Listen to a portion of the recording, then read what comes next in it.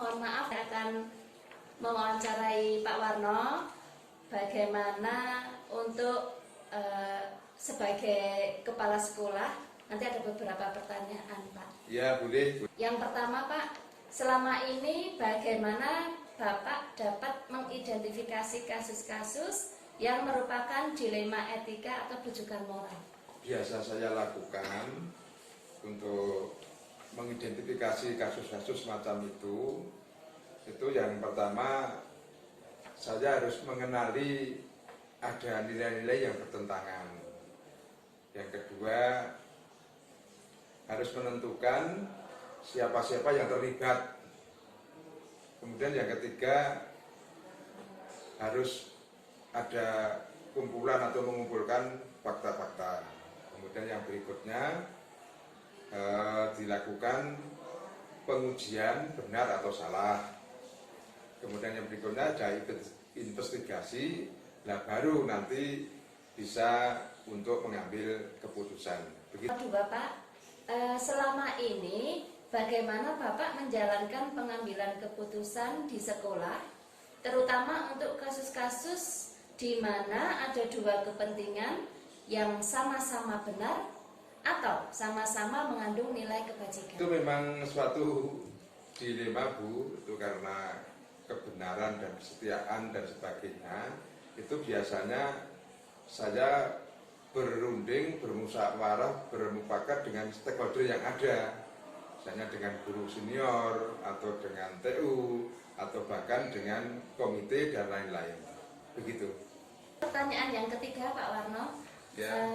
Langkah-langkah atau prosedur seperti apa yang biasa Bapak lakukan selama ini? Langkah atau prosedur yang saya lakukan, yang pertama itu biasanya identifikasi, itu pengenalan dulu. Kemudian menyimpulkan informasi dari berbagai informasi itu akan saya simpulkan.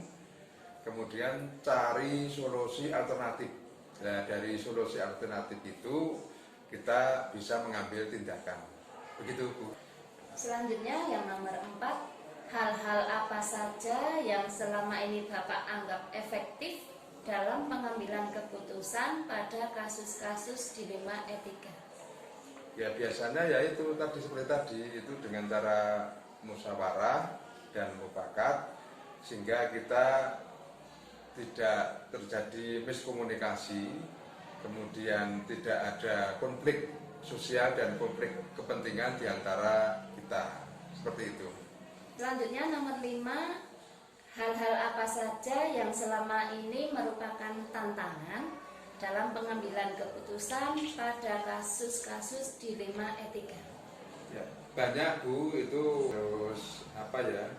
harus tahu tentang kondisi dan situasi yang ada di sini. Jangan sampai nanti keputusan itu menyebabkan kontra kepada kita semua, sehingga kita dalam bekerja tidak kondusif. Begitu. Nomor 6, apakah Bapak memiliki sebuah tata cara atau jadwal tertentu dalam sebuah penyelesaian kasus dilema etika? Yang berikutnya, apakah Bapak langsung menyelesaikan di tempat atau memiliki sebuah jadwal untuk menyelesaikannya? Kemudian bentuk atau prosedur seperti apa yang Bapak jalankan? Ya, biasanya itu saya tidak langsung untuk menangani.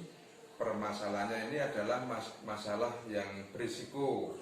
Berarti akan saya buatkan jadwal dan saya komunikasikan dengan orang-orang yang ada di sini dengan cara tadi seperti tadi, yaitu dimusyawarahkan sehingga nanti keputusan yang diambil itu tidak membuat gejolak. Begitu, Bu. Untuk yang ketujuh, adakah seseorang atau faktor-faktor apa yang selama ini mempermudah atau membantu Bapak dalam pengambilan keputusan kasus-kasus dilema etika? Ada. Itu yang pernah saya laksanakan itu biasanya saya koordinasi dengan pengawas sekolah. Dalam hal ini adalah pengawas SMP. Kemudian saya juga minta bantuan kepada teman-teman sebaya saya untuk mengatasi masalah-masalah yang seperti ini, karena masalah yang seperti ini tidak terjadi di sini, mungkin di lain tempat ada, begitu Bu. Pak Warno, dari semua hal yang telah disampaikan, pembelajaran apa yang dapat Bapak petik dari pengalaman Bapak mengambil keputusan dilema etika?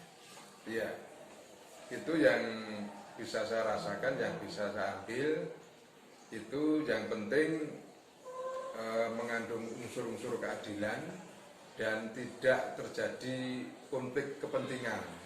Biasanya kalau pengambilan keputusan yang salah itu bisa terjadi konflik sosial dan konflik individu. Begitu Bu. Terima kasih atas jawaban-jawaban yang sudah Bapak berikan kepada saya. Sekali lagi mohon maaf saya sudah mengganggu Bapak, waktunya Pak Warno untuk melaksanakan kegiatan ini. Assalamualaikum warahmatullahi wabarakatuh, Pak Minto. Waalaikumsalam warahmatullahi wabarakatuh. Mohon maaf Pak Minto mengganggu waktunya di siang hari ini. Saya kesini untuk mau mewawancarai Pak Minto guna memenuhi tugas kami dari CGP untuk demonstrasi kontekstual. Untuk pertanyaan yang pertama Pak, selama ini bagaimana Bapak dapat mengidentifikasi kasus-kasus yang merupakan dilema etika atau bujukan moral? Sebenarnya hampir semua kasus ya Mbak, itu akan melibatkan tentang dilema etika, juga dilema moral itu hampir semua kasus. Karena kan yang namanya kasus kan kita bisa lihat dari mana sisi kita untuk melihat kasus tersebut. Nah, kadang kasus itu kita harus melibatkan orang lain kan untuk menyelesaikan, dan kasus itu juga akan berhubungan dengan orang lain. Nah, sebagai kepala sekolah dengan guru mesti akan ada kepala sekolah dengan karyawan. Di situ kan akan kita lihat ini sebenarnya masuk mana yang dilema etika atau dilema moralnya ya, dilema etika atau bujukan moralnya. Kadang kita kira dengan hati, kalau udah hati itu berarti kan bujukan moral kan ya. Tapi kalau etika bagaimana? Jadi kita harus seperti itu kan. Gitu. Pertanyaan yang nomor 2, selama ini bagaimana Bapak menjalankan pengambilan keputusan di sekolah, terutama untuk kasus-kasus di mana ada dua kepentingan yang sama-sama benar atau sama-sama mengandung nilai kebajikan?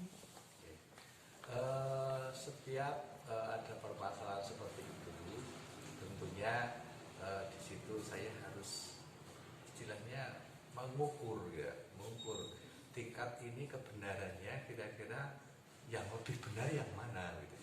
Jadi memang semua sama benar, tapi kita harus mengambil kalau itu diputuskan, risiko yang nanti akan muncul setelah keputusan itu lebih rendah yang mana, itu yang baru kita ambil, seperti itu.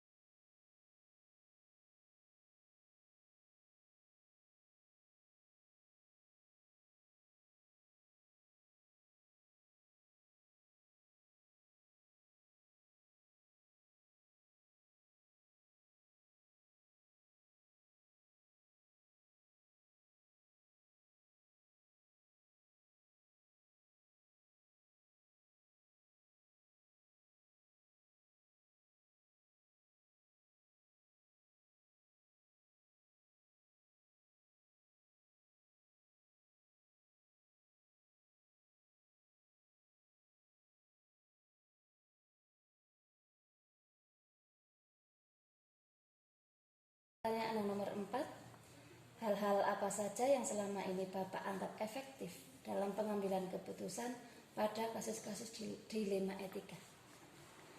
Untuk yang saya anggap itu efektif, itu tentunya dalam saya mengambil keputusan selalu saya minta pendapat orang lain dulu.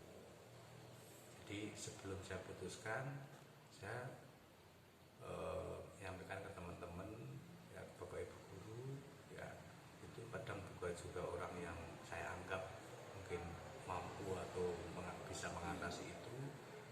baru setelah itu saya melihat pendapat dia seperti itu, baru saya ambil yang pas seperti apa. Jadi tidak tentu apa yang dapat dari teman itu saya ambil, enggak. Tapi di situ saya olah dulu, pas enggak dengan kasus saya gitu, seperti itu. Pertanyaan yang nomor 5, hal-hal apa saja yang selama ini merupakan tantangan dalam pengambilan keputusan pada kasus-kasus dilema etika ini, Pak? Oke. Untuk tantangan yaitu memang berat ya Pak. Jadi tantangan itu kaitannya dengan manakala itu bertemu dua kepentingan yang berbeda dan itu harus diselesaikan secepatnya, itu butuh betul-betul tantangan yang luar biasa menurut saya. Dan sementara ada kasus itu ini menyamakan yang betul ini, yang B ini, yang betul ini, saya harus memilih salah satu. Di situ kan tentunya itu tantangan yang berat dan di situ dibutuhkan keputusan yang pas, yang di situ tentunya tidak ya diterima oleh kedua belah pihak gitu. Itu tantangan yang besar yang menurut saya ini sering saya alami seperti itu. Untuk pertanyaan nomor 6, apakah Bapak memiliki sebuah tata cara atau jadwal tertentu dalam sebuah penyelesaian kasus dilema etika? Kemudian, apakah Bapak langsung menyelesaikan di tempat atau memiliki sebuah jadwal untuk menyelesaikannya? Kemudian bentuk atau prosedur seperti apa yang Bapak jalankan? Oke. Untuk penyelesaian masalah yang seperti itu kan tentunya saya nggak punya jadwal, tapi kami punya skala prioritas. Jadi di mana permasalahan itu akan berimbas kepada permasalahan yang lainnya, maka tentunya itu kami dahulukan. Karena manakala itu permasalahan yang dikira itu kok tidak begitu berimbas, mungkin akan saya nomor duakan begitu. Jadi kita menggunakan skala prioritas. Manakala yang itu butuh secepatnya, ya kita selesaikan secepatnya. Kalau kita menggunakan jadwal lagi, sama nunggu minggu depan nanti, pada permasalahan itu akan berlanjut, akan menjadi lebih besar nantinya. Itu, Pak. Pertanyaan nomor 7, adakah seseorang atau faktor-faktor apa yang selama ini mempermudah atau membantu Bapak dalam pengambilan keputusan dalam kasus dilema etika? Oke, saya nggak punya orang, Mbak, tapi punya Tuhan. Beliaulah yang akan selalu membimbing saya. Jadi kalau sudah mentok saya nggak bisa menyelesaikan, kemudian saya juga teman-teman misalkan sekitar saya itu kok berbeda-beda, maka jalan satu-satunya saya harus menghadap pada Allah. Itu apa yang harus saya putuskan. Dan biasanya seperti itu, nanti akan ada dari hati nurani dalam itu ini gitu. Pertanyaan terakhir, Pak, dari semua hal yang telah tadi disampaikan oleh Bapak, kira-kira pembelajaran apa yang Bapak petik dari pengalaman Bapak dalam mengambil keputusan dilema etika? Banyak sekali pembelajaran yang kita ambil sebenarnya. Yang pertama dalam keputusan kita tentunya betul-betul dengan hati yang jernih. Kita tidak bisa secara emosi langsung menentukan keputusan, memutuskan itu, dan kita juga harus ekstra hati-hati karena segala yang kita putuskan dalam kepala sekolah itu akan berimbas kepada orang lain. Jadi, sehingga di sini memang betul-betul keputusan itu betul-betul dikaji, ya, permasalahan itu dikaji lebih dalam, kita cari efek positifnya, efek negatifnya, kemudian nanti ini akan berimbas pada moral seseorang, ya, kemudian juga kita kaitkan dengan etika yang ada di sekitar kita, nah, baru kita putuskan. Tentunya kan pembelajaran yang cukup luar biasa sebenarnya kalau kita masukkan ke situ, karena tidak bisa kita secara kebiah-uyah, ibaratnya kan, secara kebiah-uyah itu langsung putuskan des gitu. Tapi tentunya di sini butuh